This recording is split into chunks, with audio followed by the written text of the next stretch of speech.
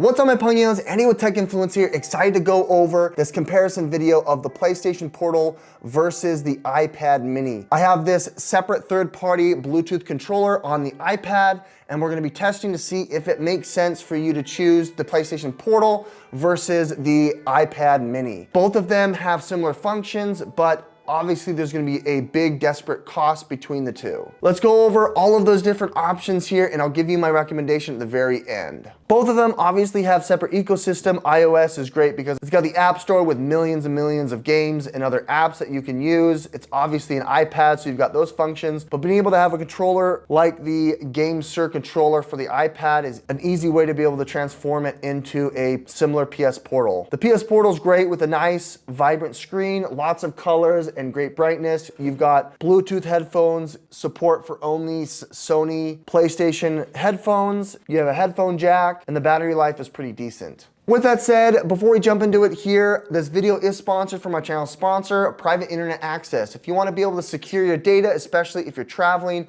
having a virtual private network or a VPN is what I recommend from Private Internet Access. We'll have a little bit more on them at the end of the video. With that said, let's go over the pros and cons and demonstrate both of them in practice and see if this is something that you're interested in opting into.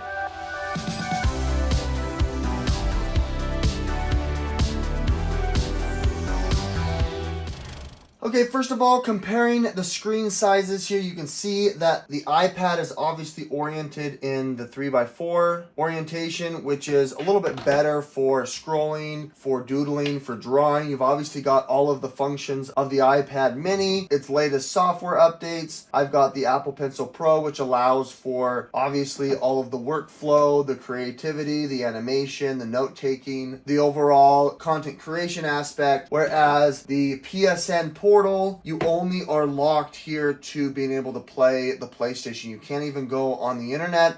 There's no other sister apps. You're just confined to be able to play directly connected to your PlayStation. Now, what's nice here is you do have the option for both of them to be able to connect, to be able to, outside of your local network, connect to your PlayStation. Granted, you have a high-speed connection to be able to accomplish that. I like the ergonomics of the controller. It is nice and grippy. It does have the rumble function, which unfortunately, at least the GameSir is one that doesn't have rumble, but there are some of these MOBA pads that you can get that do have rumble. They've got the PlayStation orientation, which is nice, and it allows you obviously to stream your favorite game, allowing me to continue playing Final Fantasy at a low latency. Now, I had to do some prep here before we jumped into it, but here's the first look of how it feels on the PlayStation. Connecting here, I'm getting some lag, which is unfortunate. I do have my PlayStation connected Ethernet, but the biggest hiccup for the Portal is connectivity. I'm having such hard time, lag spikes. It's just frustrating to try to be able to play and getting, lag and issues. It's starting to clear up now as I make my way closer to fighting these bad guys on the beach. The screen gets really nice and bright. You can connect this to a Bluetooth headset, but it has to be an approved PlayStation headset, which is unfortunate, but I didn't get any of this when I was reviewing the iPad Mini. The iPad Mini has a superior Wi-Fi chip.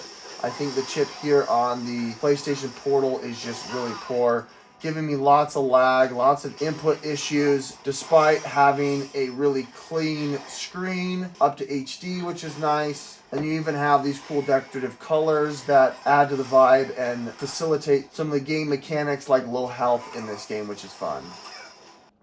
Placing it on is very simple.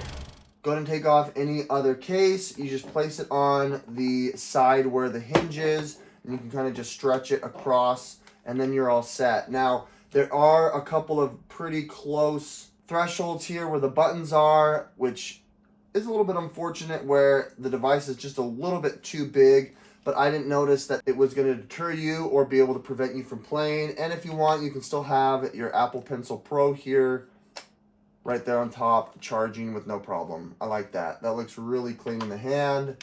Gaming is just as fine as well. Viewing angles on this are great. The controller is fantastic. The D-pad is very high quality. It feels great. I like how it's recessed here. Despite having it being clamped here, the music isn't muffled, and it's just a really nice experience. let's go ahead and show you what streaming looks like. You can even connect to your PlayStation if you want. I've got God of War. I've also got Final Fantasy. We can jump into the Rebirth and even play that directly from your device. It is in a locked aspect ratio of 16:9, so you are going to see black bars at the top and the bottom. But this is a nice option to be able to stream from your PlayStation, your favorite games, at low latency, which is really nice. It sounds great, playing just nice, and I like having my thumbsticks where it should be. Sound profile is great. It looks really good. Being able to button mash on this with no problem, I think is so much fun. After thoroughly reviewing these here for multiple gaming experiences, I do find fatigue in the grip here for the gamepad that connects to your iPad. It is a little bit heavier than the Portal, obviously because you're carrying a large iPad mini, which is lighter than previous models, but adding it to the controller here does make for a little bit more fatigue. I do like how large the screen is on the iPad mini, and so I think it wins on brightness and also clarity. I like how the PS Portal has the integrated PlayStation controllers, which are very, very nice and grippy. The thumbsticks are nice and responsive. I do not like the Wi-Fi chip that they opted into this. It is so buggy no matter how close, how far, how strong my internet connection is. I always get lag spikes. I did reduce the performance and quality on the PlayStation so that it could stream. I was having way better streaming on the iPad mini through the PlayStation app, using this Bluetooth mobile controller from the folks at GameSir. This does have a limited battery life, which did run out after about a couple of days here. It doesn't seem like it turns off automatically, so just know that. The battery life here on the PlayStation Portal is decent. I was able to get about 3 hours of gaming hard with full audio as well as peak brightness. It does have a 3.5mm jack, which is nice, and it does charge via USB Type-C.